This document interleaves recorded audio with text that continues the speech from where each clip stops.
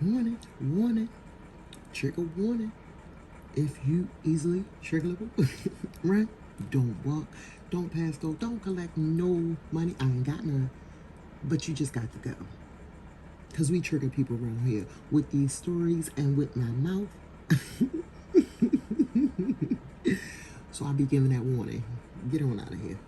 But for the rest, if y'all rough and tough and ready to, let's get it. So we are randomly here on CBC News. This is a Canada news site, and this is the 5 causes using the Battered Women Defense, or 5 causes using the Battered Women Defense. We appreciate you, Mark Gollum. And this is an old story. This was written June the 14th, 2012, and it just gives us some examples of women who've used this defense. In what could be a landmark ruling involving the use of the so-called battered woman syndrome defense, the Supreme Court of Canada heard arguments on Thursday about a case involving a Nova Scotia woman who tried to hire a hitman who turned out to be an undercover RCMP officer to kill her husband. The woman, who claimed she had no other way out of an abusive relationship, was acquitted of counseling to commit murder. The following are causes where women killed their husbands and argued self-defense. All right, so I've practiced this name one time, and I'm going to try to stick with this pronunciation. Angelina Napolitano, in what many consider the first battered woman syndrome defense in Canada, on April 16, 1911, Sault STE, is that sweet? I don't know. Marie resident Angelina Napolitano took an axe and killed her husband, Petro, while he slept.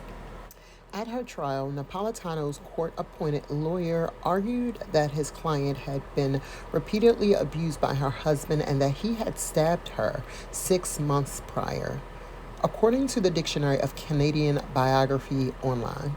But the judge ruled the evidence inadmissible, and Napolitano was found guilty.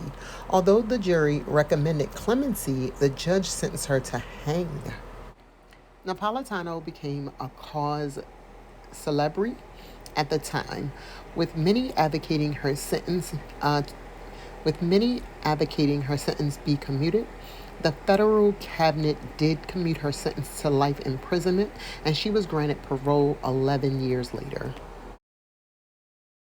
This one is the shortest, and it has a whole movie about it. So it's the burning bed case. On March 9, 1977, Michigan housewife Francine Hughes poured gasoline around her husband's bed as he slept and set it on fire, killing him. Hughes, who had suffered from years of abuse, was found not guilty by reason of insanity. The case was chronicled in a book titled The Burning Bed and later made into a TV movie starring Farrah Fawcett. Angelique Lynn Lavalley, maybe, I don't know. In this landmark case, on August 31, 1986, Manitoba resident Angelique Lynn Lavalley, 22, fatally shot her common law partner, Kevin Rust, in the back of the head as he left her room following a heated argument. Court heard that during their relationship, Lavalley was frequently abused by Rust. A psychiatrist testified in her trial that she had been terrorized by Rust and that she felt trapped and unable to escape the relationship. He said that the shooting was a final desperate act by a woman who sincerely believed that she would be killed that night, court heard. Lavalley was acquitted by a jury of second-degree murder on the basis of self-defense, but the verdict was overturned by a majority of the Manitoba Court of Appeal, and the case sent back for retrial. The case ultimately went to the Supreme Court, where the issue centered on whether the evidence of the psychiatrist should have been before the court. Why wouldn't it been? I don't know about that. I'm confused. The top court agreed that the evidence was pertinent, recognizing the battered woman syndrome as a legit defense. Margaret Ann Malott. On March 23rd, 1999, Margaret Ann Malott shot and killed her estranged common law husband, Paul Malott, at a medical center. How y'all got the same last name? Oh, okay.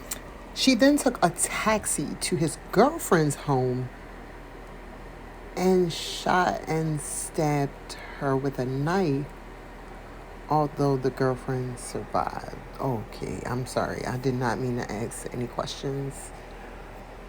I'm gonna mind my business. Court heard that Paul Malott had physically, sexually, psychologically, and emotionally abused Margaret Ann Malott. She had complained to police, who then informed Paul Malott about the complaints. Because he was a police informant on drug deals, court heard. Wow. Oh, Jesus. Expert evidence showed she had suffered from battered woman syndrome, and the Crown conceded that she had suffered physical and mental abuse by Malott. She was found guilty of second-degree murder, but the jury recommended she receive a minimum sentence because of the severity of the abuse she'd suffered. Malott appealed the sentence to the Supreme Court, but her appeal was dismissed. Barbara Sheehan. Last year, Sheehan was acquitted of second-degree murder after having shot her husband, a retired police sergeant, 11 times in their New York home in 2008. Sheehan testified that she had suffered repeated abuse during their relationship. The day she shot him, she said she had refused to go to Florida with him, angering him to the point that he threatened to kill her and pointed a gun at her head. Hours later, while he shaved in her bathroom, she shot him using 2 of his own guns. Although cleared on the murder charge, she was found guilty of gun possession. Damn. Did she take 2 with her, or did she go back to get a second one? I just got that one question. All right, y'all. Bye.